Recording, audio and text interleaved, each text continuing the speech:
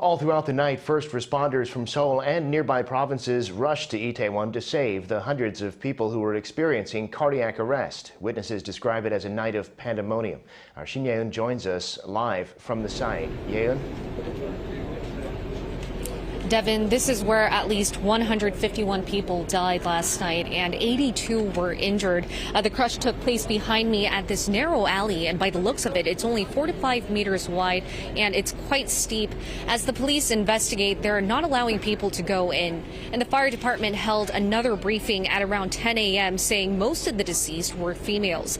They said 97 were women and 54 were men. Officials have identified more foreigners among the dead as well.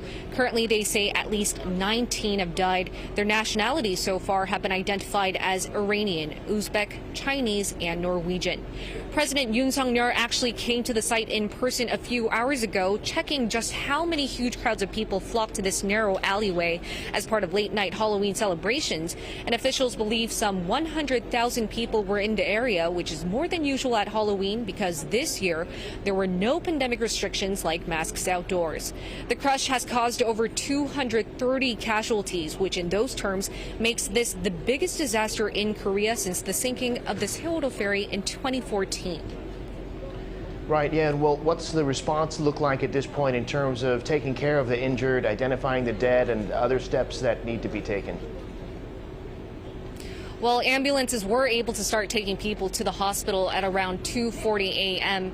Tragically, a number of people died on the way, and Seoul City held an emergency meeting earlier in the morning and have decided to set aside around 50 hospitals for the families of the deceased and around 60 medical staff for them available at service. And soon all hospitals in the capital will be taking in the injured and the dead.